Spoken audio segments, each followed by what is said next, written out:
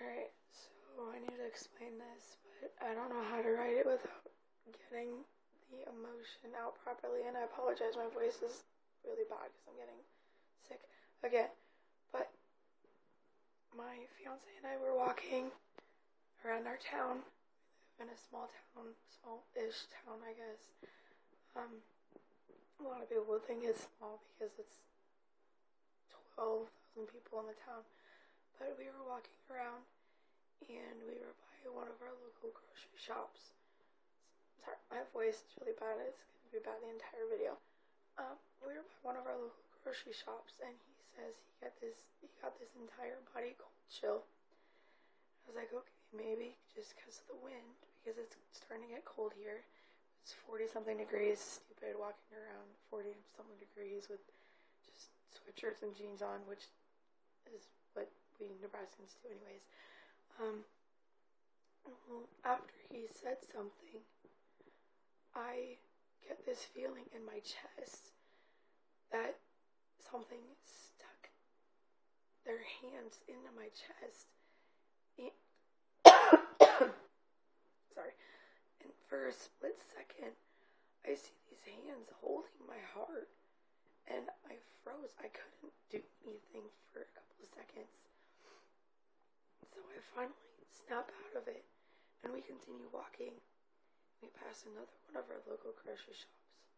I get the same feeling, but it's like more intense, and he gets the same cold chill all over his body. So there's another spot in town that I've noticed has another spirit attached to it, which is by one of our local gas stations called Casey's.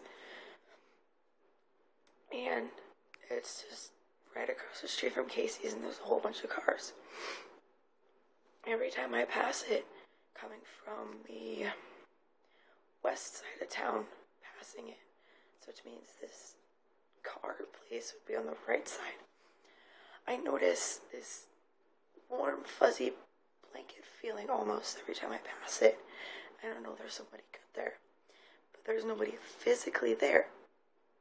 So we go, and we stop there for a sec, and I try to see if the guy is there, and I feel him. I try to figure out exactly which car he's attached to, and I figure it out, and we get the same dread feeling all over again, so we decide to head home. Well, this spirit, if you want to call it that, is still following us. We don't know what to do. So I decided to focus on all of my energy on trying to get a hold of the good spirit that I felt at that car place. And all I hear in the back of my head is yes. Like a very soft, gentle, like what your mom would say if she says you can have a cookie before supper. Just a very gentle yes in the back of my head. And I hadn't even thought of anything. Nothing had even crossed my mind until I heard that yes. I was like, okay. I sat there. I was like, can you make sure we get home safe? Can you make sure nothing hurts us? And that yes, that same yes kept going through my head. And it was an older gentleman's voice. I would say maybe, it had to be an older guy, but probably he lived in the 40s or 50s because the car that he was attached to was from the 50s. So we get to about 6 blocks from where we live, and the flashlight on his phone starts flickering. I hadn't touched anything after he handed it to me.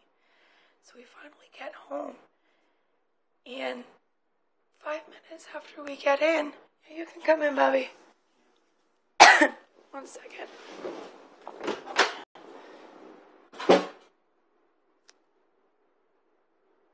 Sexy beast, I know.